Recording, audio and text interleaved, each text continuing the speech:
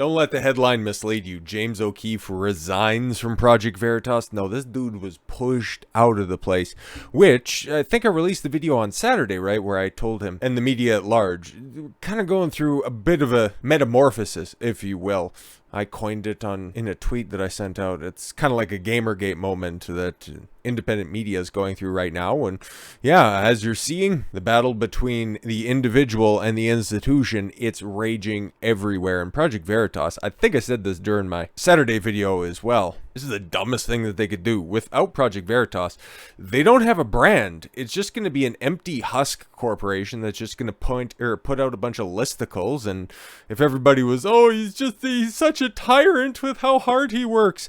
Cool. You put the only guy who's actually amounting to anything under your banner. You kick him out on the skids. And you think by just typing up articles, you're going to differentiate yourself from what? Daily Wire, Timcast, the little goofy-ass outlet, Post Millennial, CNN, NBC, CBS, and the list goes on and on and on. You're going to become irrelevant. You're nothing. All because, well, how honest do we want to get up front? Shout out to the big man, Robert Barnes. He had a really good tweet earlier today that I seen and I responded to. You can see it down there, and that's just kind of what I'm thinking when it comes to this stuff. Anyways, he quote tweeted Tim Pool's former producer and former love interest, if you know what I mean. And she had to say, I have a very unpopular view on James Okeefe being let go by Project Veritas. Let's just try to gleam and try to put this in the correct light, because she's really projecting a lot of Tim Pool, Timcast vibes. Anyways, James is not, in fact, Project Veritas. The myriad of workers behind the scenes are. Okay. Do any of them have name recognition? Okay, if you want to try to say that the platform is bigger than the individual who made the platform relevant, that's going to be tough, man, because you can take a look at contemporaries that are around there. Fox News can get away with kicking somebody off of a platform for a minute and then just replacing them, because that's the kind of system that they churned. Even if they got rid of that grifter, Tucker Carlson, yeah, I said it, I've seen the communications happening behind the scenes. They kick him to the curb, there might be an outrage for a moment, but they'll just plunk in, Megyn Kelly once again, because she's making a big stir. Whenever I go to New York Post, I see her getting pushed, and I don't know, maybe she has a really good marketing team, but I never found her all that engaging to begin with. Oh, she was a nice piece of ass, but outside of that, they come a dime a dozen. It really doesn't much matter. She doesn't say anything different than anybody else on the whole TradCon sphere, the whole one-lane track. Which is exactly what this flag in bio. Yeah. It's bad that Turkey and Syria have been hit by earthquakes, of course. But you're no different than just having a Ukraine flag in your bio. Oh my God. But whatever. James was a charismatic spokesperson. Still is. And we're going to be seeing some of his farewell address. It's 45 minutes long and I ain't watching all that shit. Fuck that. James was a very charismatic spokesperson, but the unsung heroes will very likely continue exposing huge tings, big tings, ain't gonna be happening tings. As someone who is always behind the scenes, called it. I didn't even see the additional context that was right there. All I seen was the original quote tweet, and it's like, no, this is just her projecting her own experience onto a totally different platform that would be irrelevant without the one person at the top of it, because let's keep it a buck. I have to emphasize that nothing would work without the unglamorous, repetitive routine elements that no one wants to give any credit to. Yeah, continue with wrong takes. And once again, Barnes just laying down the hammer. And we got another tweet from him that's 1000% on point. And I didn't even know that this was his take on things, but I think he's one of the smartest motherfuckers out there. So I'm not shocked that he had this take. Anyways, this is the same kind of delusional mindset of the Project Veritas board. Yeah, and guys, he is Project Veritas. Like, there's no two ways about it. You can't put Keith O. James up there next week and then just think that this is going to continue to go off the exact same way. He was the driving force behind this. He was the guy who was doing all the undercover reporting, setting the people up, and then exposing the story from there. Do you think that anybody else is going to have the means and methods to recruit, to lay the foundation, feed them the questions, to be the front man, to have that iron spine? No, man, guys like that, they don't grow on trees. They're one in... How many are out there? Like, there's James Okeefe when it comes to doing actual journalism instead of just complaining in front of a camera and not reading super chats. It's James Okeefe and Nobody, like, if we're analogizing this to a race, James is first, and then the next person crossing the finish line ain't coming for the next day or two. Like, it's not even close. So he's going to go off. He's going to set up his own gimmick. There's going to be people that he pointed to, because I listened to some of his farewell address, and I know that he was pointing out certain people in the crowd, and he's going like, yeah, we're just going to be working here. And you remember that one time we were back there, and some people just love to do the hard work, and we would never sell out, and then just kind of gives a sly look to the camera. It's like, well, some of us wouldn't sell out. So without further ado, we'll give you a couple of the high points, then check in with a few minutes of the address as well. James Okeefe resigned February 20th from Project Veritas, the journalism organization he founded. No, he's not Project Veritas. Duh! That's why I bitch you on the outside looking in. Okeefe announced his resignation in front of staff members in New York. Okeefe said he was removed from Project Veritas' board of directors and stripped of his authority as CEO. He was removed from his position, but he resigned. So what? Okay, you've been removed and you're no longer the CEO, but you can still work here. What? Okeefe also said that he was recently suspended as CEO indefinitely without compensation. He was put on, like, check this. Listen, we're not firing you. We're just taking away your privilege. We're taking away your title. We're taking away your ability to access the studios or anything like that. We're not firing you, though. We're just, not letting you in. And then we're also not going to pay you. So we're going to keep you on this contract indefinitely, and then we aren't going to pay you. So have fun with that. Was it really a resignation? Come on now. Project Veritas Executive Director Daniel Strack said on February 15th that Okeefe had not been removed from Project Veritas and that he was committed to working with James. That is a lie. The lie detector test determined that was a lie. Strack did not respond to a request for comment on Monday, but we actually have word from the board here, so stay tuned for that. James Okeefe said he was told Project Veritas officer on February 1st during a meeting that the officer needed to follow the CEO's lead or be terminated. Okay? You have to listen to people above you in the chain of command, and if you don't, well, guess what? Your ass is grass. What's controversial about that? The following day, the officer was fired, according to Okeefe. The conflict was said to have stemmed from a disagreement over how to handle fundraising for the nonprofit. Oy vey, you know what? Them boys, you don't satisfy the coffers, if you know what I mean. Well, guess what? You're out of there. Later on February 2nd, Okeefe recounted he was informed by a different Project Veritas officer over the phone that the officer was going to the Project Veritas board to restructure the company. Oh, Okeefe said he received an agenda from the board meeting as he was set to depart on a flight, and that the meeting was scheduled for the moment he was due to land. Okay, I'm sure that he was still at the time the CEO, so he would, or rather his itinerary would be fairly easily accessible, so it's not like he was getting flued out in the middle of the night. Okay. It became clear to me at that moment that I would be removed from my position as Project Veritas, Okeefe said. He said he asked the officer that Project Veritas would tell its supporters if he was removed. And they've lied over the past couple of weeks. The officer allegedly said the supporters wouldn't have to find out. Oh, interesting. Okeefe said he was shocked by the answer. Yeah, of course. And that's why I'm even shocked that he had the ability to give this farewell address, because Project Veritas, like, they're stupid, but I don't think that they're that cataclysmically stupid. Like, they're totally fucked as an organization going forward. Nobody's going to take them seriously. Nobody's going to pay them any mind. They're just going to stay over there, rot on the vine, and die. Unless they get a bunch of investor money, then they'll be fine. I'm sure it's not going to become a big money laundering organization after this. Definitely not. Especially when you had an investigative journalist of James O'Keefe's caliber saying, I don't want to be fundraising like that. It really gets the old noggin jogging now, don't you think? So it was incredibly odd that he got to go on the 45-minute long diatribe, address the people, record it, put it out there, because, well, I guess it looks all right. It's about the most face that Project Veritas can save in this situation.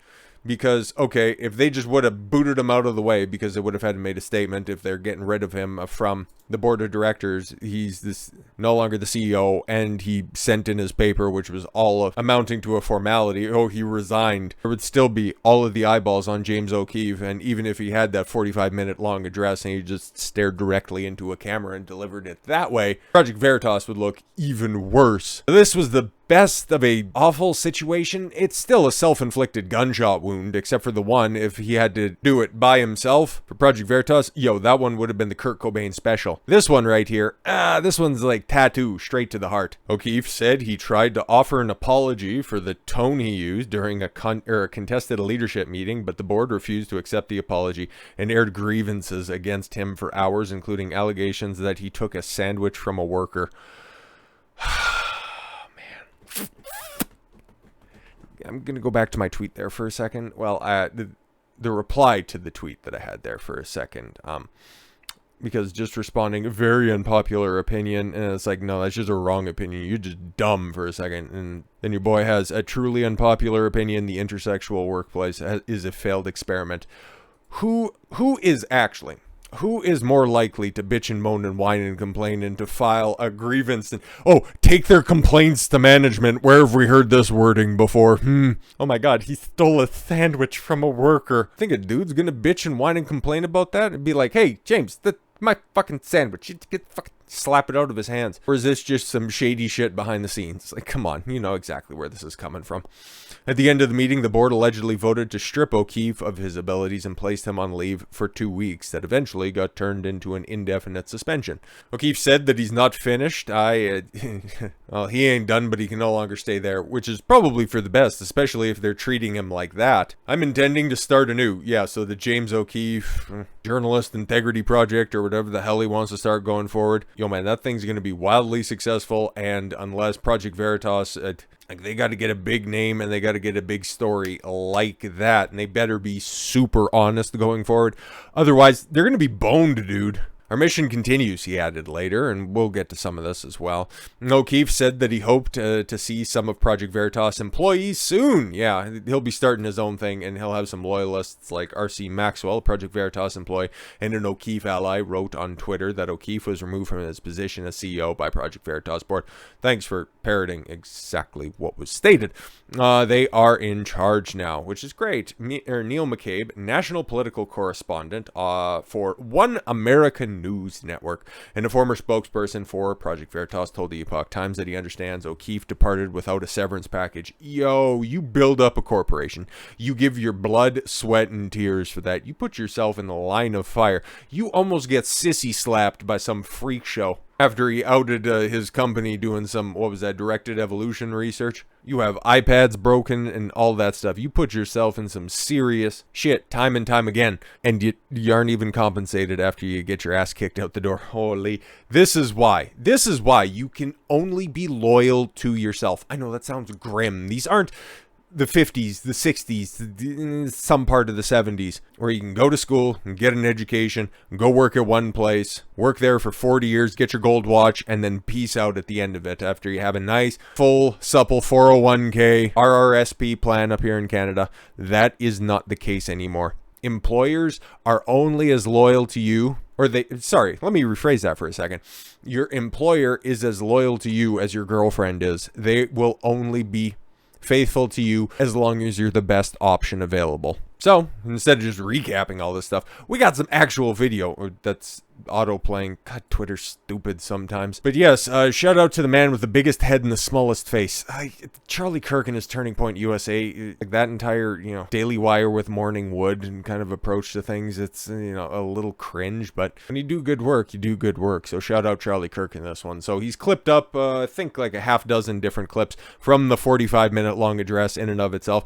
The place where I seen it, and it's like, I ain't using that shit. It was over on Tim Pool's. I don't know why he got the exclusive video, but whatever, man. He got the 45-minute long address over on his, I think, main channel or something like that. So if you want to watch it, I don't know if they link out or something like that, but these are some of the highlights that are there. So I'll let the man dem speak for himself. James Okeefe addresses Project Veritas staff as he exits from the organization he founded following a high-profile board dispute. Our mission continues on. I'm not done. I'm not fucking leaving. The mission will perhaps take on a new name. There were tactical disagreements about the boldness of approaches soliciting donations. Yeah. I was told, and I'm paraphrasing, by asking for X dollars right now, you will prevent 10X dollars down the road. Okay. That advice ran contrary to everything I knew to be true in my 13 years of fundraising. But that conflict was even more fundamental. Yo. And essentially boiled down to this, and my vision, I'm going to paraphrase Howard Rourke, the architect. Quote, I don't build in order to have donors. I have donors in order to build. Yo, that's the fundamental difference between most of these shell corporations that just want to, put out a product in order to get money. No. James Okeefe, he's actually one of the real ones that's out there. He's going to do this regardless if the dollars roll. And sure, it's nice. And yeah, he obviously has a nice little location that's right there. And he's more concerned with making a change than he is with getting some change. Project Veritas and the big overinflated board, well, they aren't exactly on script. So, well, sucks to be them, because guess what? Without James, nobody's making any money, man. Absolutely not. That's what I believed, and I felt like we had a conflict of visions. We measure our success in terms of what we produce. Yeah, man. Not just in terms of our wallets. That was a pretty fundamental conflict, I felt. Yeah. The day prior, I had informed him in front of his colleagues that if he wasn't willing to follow my lead, he'd be shown the door. I tried to deal with it privately, but I was unsuccessful, and the disagreement boiled over publicly in a staff meeting. The next day, this individual refused to resign, so I fired him. Yeah. Fair Later enough. that same day, that's Thursday, February 2nd, a few days after the 50 million viewed Pfizer videos, I was informed by a different officer of Project Veritas. I find that very interesting as well. All of this stuff kicks off because it's interesting. I don't know if that's the biggest story that they broke, because they've done a lot when it comes to election fraud stuff that they figured out. Like a bunch of ballot harvesting for a bunch of different elections. I don't need to get specific because YouTube is a very good place for discussing these types of issues. So you can read between the lines if you will. But it's interesting because they've also found a bunch of different medical problems with different groups as well. So the fact that this story right here was the one that got under the board's skin the most, well, I think it probably had to do something with them boys, if you know what I mean. But the fact that that was the straw that broke the camel's back, interesting. Well, the back's probably been broken a few times. That he would go to the board in a few hours from that moment and have an emergency vote to restructure this company. Receiving an agenda in my email while I was sitting on an airplane tarmac with the doors closing. Yeah. The meeting was scheduled for the moment that my plane landed in Nashville. It became clear to me in that moment I would be removed. Yeah, he would be landing in Nashville. They're headquartered in New York, by the way, so yeah. From my position at Project Veritas by the time I landed at my destination. So, our mission continues on. Yeah, he was getting pretty emotional. I'm not done. The mission will perhaps take on a new name, and it may be no longer called Veritas, Project Veritas. I'll need a bunch of people. It's funny, because Veritas means freedom in Latin, and yeah, the only guy who was actually searching for freedom and not for dollars was shown the door. Around me, and I'll make sure you know how to find me. So with that, I'm going to collect my things. I'm going to load them into my car. And I hope to see some of you soon. Yes, sir. Yes, sir. So, what's this one? There were tactical disagreements about the boldness of approaches soliciting donations. All right. There were tactical disagreements about the boldness of approach. Sorry donations. about that, my friends. I'll run it back. There were tactical disagreements about the boldness of approaches soliciting donations. Oh, okay. He has everything written down because he wanted to make sure that he hit every single bullet point. That was at the beginning of the speech if you watch the video in its entirety. But anyways. I was told, and I'm paraphrasing, by asking for X dollars right now, you will prevent 10X dollars down the road. Yeah, we already That heard advice that ran contrary to everything I knew to be true in my 13 years of fundraising.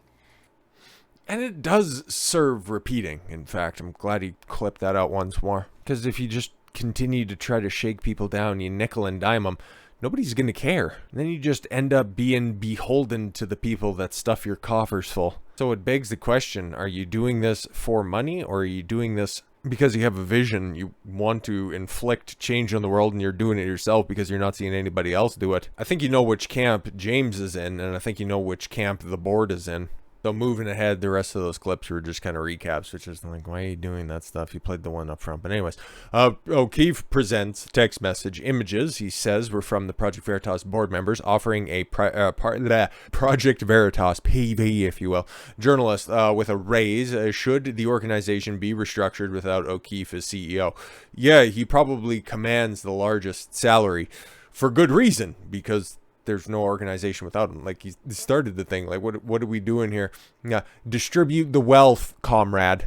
Yeah, man, this is female nature right here. Okay, this isn't sexist. This isn't misogynistic or anything like that, even though they'll get into those allegations here very shortly. Women tend to organize societies, businesses, communities, communitarianly. There we go. Get the term correctly. Much more equitable distribution. Okay, Susan, you get one. Heather, you get one. Chip, you get one. Ted, you get another. Whereas men with hierarchies, and that's the way that they like to design societies, it's like, okay, Charlie, you did a really good job. You get 3 pieces. All right, James, you did an exceptional job. You get 6 pieces. And Don, well, you're fine. You get 1 piece. So now, because James is probably making a pretty penny over the 13 years he's been in power over at Project Veritas, getting it out the mud, they can get rid of him. Oh, now they can just equitably distribute all the wealth. How adorable. So what do they got right here? The very next day, on Friday, this is now Friday, February 3rd, a board member reached out to one of our journalists and stated, quote, without James Okeefe, you get a raise if there is a restructure without James O'Keefe at Project Veritas. I have a copy of the text message. Hopefully he falls in line. He's destroying his own organization. I redacted the name of the journalist. The board member deleted the message, but not before our journalist took screenshots. Bitch. Good job, journalist. The very next day, on Friday, this is now Friday, February 3rd, a board member reached out to one of our journalists and stated, quote, is that just, that was just a quick one. Sorry, that's just playing back once again. Yeah, just reading that screenshot. What is Project Veritas without James Okeefe? I don't see how this would work. What is Project Veritas without 70% of its employees? How do you think that those two things can't coexist? What's the solution? Restructure, oversight, free hugs. You know who's in charge. Okay, number 1, restructure. What would this look like? I get a raise. You? Okay, we'll start with that. But what about James Okeefe? Hopefully he falls in line, and just put that on silent for a second. And he's destroying his own... Oh, he's destroying his own organization. Copy of the text message. Yeah, except he's not, though. Like, what are you doing? Okay, so... Okeefe shares a story of meeting with a Project Veritas board member who claims Okeefe had nothing to do with the Pfizer story. Sorry, what? Are you high? Are you high, sir? Did you take all of your boosters at once to lead you to this just borked conclusion? On Sunday, February 5th, now that's Sunday 2 days after the Friday, a board member requested my presence at his home. He informed me, quote, did he have cookies? You had nothing to do, James, with this Pfizer story, unquote. Perplexed by this, I took out my iPad and showed him a video of myself confronting the Pfizer executive, which had 11 million views on YouTube. Yeah, it's just he wrong. He responded, quote, but that was after the undercover video had already been done. Yo, dude, who do you think sent the people? Who do you think set those people up? Okay, to begin with, yo, man, that's just gaslighting, and it's probably the wrong person to do that to. Okay, Okeefe claims donors were present with concerns about the woman he had dated were discussed by Project Veritas boards. Okay, there's a bunch of different ways they can go on this, but let's see, they're stupid, blue pill take. There were also discussions from a few staffers with donors in the boardroom. Donors were listening to some of this, and some of these were sent directly to donors without my consent.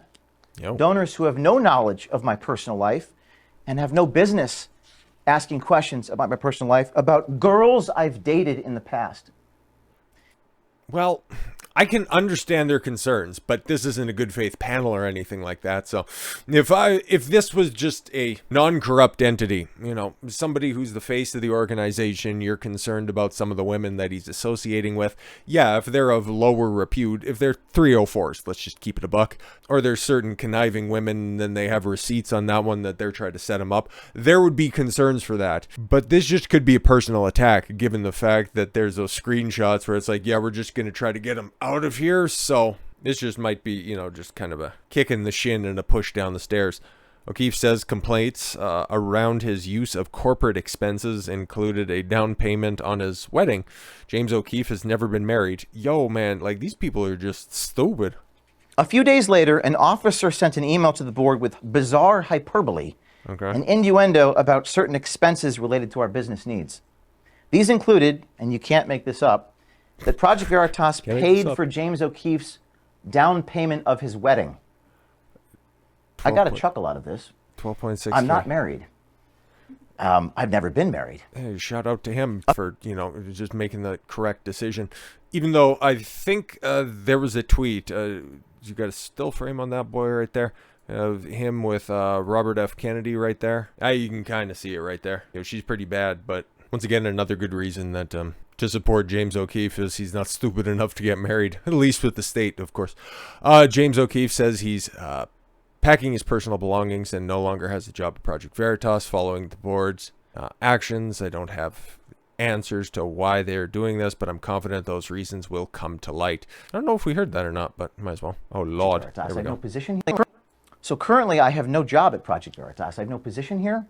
Yeah. Based upon what the board has done. He resigned, though. So I'm announcing to you all that today on President's Day, I'm packing up my personal belongings. I don't have the answers to why they've been doing this, or why board members were going directly to employees to collect grievances. But I'm confident that those reasons and motivations will come to light. Yeah. To borrow an old expression, the public has a right to know what has happened here and why there was a concerted effort to remove me from the organization I founded the same week of our biggest story we ever had. So currently... Because you're a meanie, and you like to fuck hot blondes. Like, you got too powerful, and he opened up his house to just absolute losers that wanted to clout jack him. We're Project Veritas. We're the underlings behind the scenes. Yeah, there's a reason that you're behind the scenes. You're not James Okeefe. You don't have the charisma. You don't have the talent. The world needs ditch diggers too, He reflects on, 13 years, humble beginnings, all that stuff as well. And yeah, man, this is a guy who's taken on the New York Times and got it to trial level, for Christ's sakes. Like, this guy's accomplished so much. The FBI raiding his place, raiding one of his journalist places, taking that shit personally over Ashley Biden's diary. Like, he's exposed so much outside of the political realm, the medical realm, just in the wider societal context. There is no more important singular journalist out there right now. So, this is taking the cyanide pill for Project Veritas. Like, there is no excuse for this. And the amount, there's a lot of talk about this right now. You could see it, and it's flashed through a couple of different times. Okay, yeah, there's the he is Project Veritas, but Project Veritas trending 200,000 tweets, James O'Keefe's name trending as well. Like, this is that story right now, because I don't know, man. Like, I don't know what the wider societal context of this is. I've just seen a couple of different people chime in on this, and especially Robert Barnes, once again. Kind of interesting how so many of the dissimps for DeSantis are mute about James Okeefe III. Oh yeah, like Ben Shapiro and all of the Daily Wire just being completely mum about this. Funny, they're probably just all planning for their big Ron DeSantis event, because Ben Shapiro and Ron DeSantis are supposed to be out there. He's going to be the neocon candidate and just push Nikki Haley right out of there. So I like Ron. I like Ron as governor of Florida. I don't know how Ron would look on the main stage, but it looks like there's a lot of old neocon money at play on this one, but that's another story for another time. What got James out of that position? Well, according to Andy No, another pretty good journalist that's out there, even though he just mostly sits on Twitter and retweets Antifa shit posts, which is important, but James Okeefe is up here, and Andy No, what he does is just barely off screen. Leaked letter details James O'Keefe's response following indefinite no-pay suspension from Project Veritas. All right then. A leaked letter exclusively obtained by the Post-Millennial reveals Project Veritas founder James Okeefe's statement to staffers on Monday when he was effectively removed from the organization by the board. No, he resigned. Shut up. I was asked to be gone until the 20th. Now it's the 20th, wrote Okeefe. I asked the board to resign for their conduct. They did not. So currently I have no position at Project Veritas based on the board's actions. So I'm announcing to you today that on President's Day, I'm packing up my personal stuff and getting out of here. Yes, that was from his statement, of course. Postmillennial understands that the board of directors plans to have a meeting and vote on Tuesday. So on tomorrow, they're going to be trying to assign somebody new. That's interesting. Earlier this month, Project Veritas staffers made allegations to the board that Okeefe's curt leadership style was offensive to staff and donors. One large allegation of him being rude to a high net worth organ donor was refuted by the couple itself. I'm really very disappointed by the petty allegations towards him. They're actually completely false and ridiculous. Diana Remmers said in an Instagram video identifying herself as the donor, and the list of allegations without James, Project Veritas is nothing. No, come on. According to Lydia, they're just definitely, Project Veritas is still going to be Project Veritas. They're just going to be as profitable. That's why they needed to release a statement just not that long ago, within the past hour. Today, James Okeefe decided to remove his belongings from Project Veritas headquarters. Decided. Well, he no longer had a position. He no longer had a job. Were you going to offer him a broom and a dustpan? Like, come on. Board management made numerous attempts in the last 14 days to have a conversation with James. I'm sure. Were you also scheduling those at the same time when he was about to go wheels up? I'm just wondering. But he ignored our outreach and decided to instead leak private information to others. Just be more butthurt. Either by doing so by himself or by proxy. As today, his President's Day, our office was closed. He had a board meeting scheduled for tomorrow when James was invited, and there was a board meeting on Friday, February 10th, where James was invited but did not attend. Yeah, you had him on suspension during that time for 14 days. Interesting. To discuss the financial malfeasance that was discovered. The $12,000 set aside for his wedding. Okay, which requires us to act in order to remain in compliance with the law. There were two subjects the board wished to come to terms with James on: the company's long-term sustainability based on staff retention and morale, and the company's financial health, which has been a serious concern for several months now. You just need to take a Birch Gold sponsorship or raid Shadow Legends. That'll be fine. Or how about this? You're supposed to be a investigative journalism firm. Why do you need a board of directors? Why can't it just be one individual? It sounds like it got bloated, at least to the point where you could hire enough people where they could get their feelings professionally hurt. Morale is down. Well, fucking get to work. Be here or not, there's obviously people who are on James's side. That's all you need. The rest of those dorks, well, guess what? You can go have a more cushy job somewhere else. Beat it. This is why gatekeeping is so important. Go peek the other video that I released on Saturday if you want more into that. Although Project Veritas leadership has not concluded looking into the full scale of financial issues over the years, a preliminary review at this time indicates that James has spent an excessive amount of donor funds in the last 3 years on personal luxuries. Ooh, looks like some things are bullet pointed. Let's see how excessive and how luxurious they are. They might be, don't know. More is still being uncovered during the ongoing review at this time. Contrary to many reports from today, James was suspended indefinitely pending the resolution of a fulsome investigation and clarity, which will need to be provided by a third-party investigation audit report. So he was suspended without pay indefinitely until a point in time where you guys could conduct a full investigation. So what do we have to believe about those text messages that were out there that you guys were just going to restructure, get him out, but everybody else was going to get paid? Were you really all that concerned about financial solvency, or were you just simply concerned about your own financial solvency? A boy can wonder. Here are a few examples that have been uncovered so far by Project Veritas leadership. This is far from an exhaustive list. It is merely a small representative sample. Oh boy, it's all in bold so you know that it's serious. $14,000 on chartered flight to meet someone to fix his boat under the guise of meeting with a donor. Maybe the donor was fixing a boat. But okay, if we take that at face value, he's taking a personal jet or a private jet in order to meet with a donor or to fix his boat. Okay. $60,000 in losses by putting together dance events such as Project Veritas Experience. I thought that would be something that you guys would want, but losses by putting together dance events such as Project Veritas Experience. So is that a collection of events? Or of events? Is that supposed to be like a sting operation in order to wrangle in order to get some new girls that would come in and seduce some of the targets that you guys are hoping to get some information out of? Or maybe it was a big mixer in order to attract some of those high-profile individuals. There's a lot of missing context right here. Over $150,000 in black cars in the last 18 months. Yeah, you kind of need to be undercover. And $150,000, so that's 10 cars, maybe?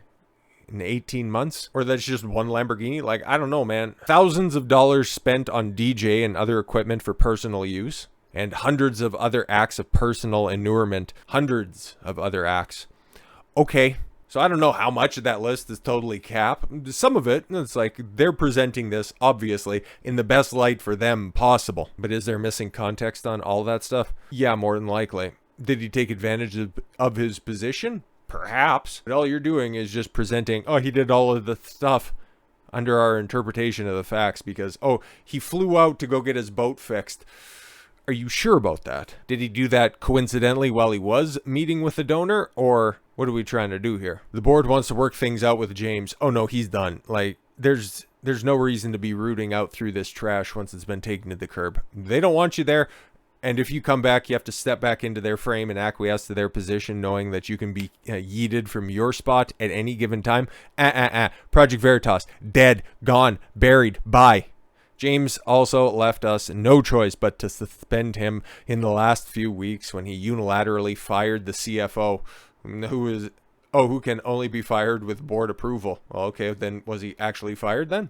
That is a violation of our non-profit bylaws. James went as far as to say that the board members had approved this firing to others, but it was later discovered that that was not the case. Okay, well, you should clear that up then. That member did not approve the firing. Well, of course not. Wouldn't you think that there'd probably be something in the bylaws? The chief executive officer may or may not have indiscriminate discretion in order to just get rid of people on the panel that he no longer finds useful. That could be in there as well. And how can you fire somebody who is on the board, even if there is just cause? If you need unanimous approval from the board, that guy's never going to give you the approval. Like, come on now. Use some logical thinking here.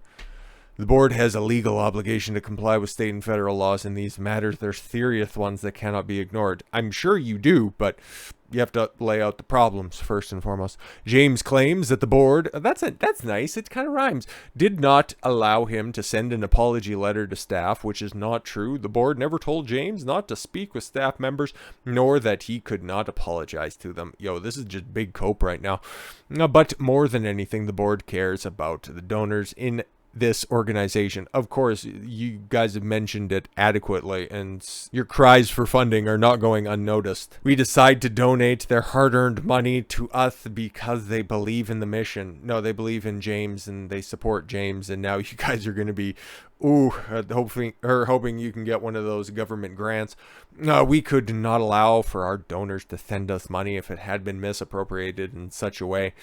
Still haven't really proven that, and if it's been over years, maybe instead of just having more people on your board, you should have hired an accountant. We love our supporters, and we would never sit idly by as the money is being used for matters that are not mission related. Yeah, that's all nice. Even with all this public fallout, the board still wants to speak with James. Yeah, you said that before. We understand you're desperate. Project Veritas will continue to be transparent with the public. That's why you had to come back with this cope post after the fact that he just blew your asses out of the water for 45 minutes. Best of luck to you, Project Veritas, but your brand is intrinsically tied to the guy that you just kicked to the skids for very dubious reasoning. So congratulations on signing your own death warrant. I look forward to next covering your story when Project Veritas ultimately closes their doors. You get what you fucking deserve. So with all that said, thank you all very much for the gift of your time. I've been Don Consuelo. I want you to follow your gut and get after it. Take care, everyone.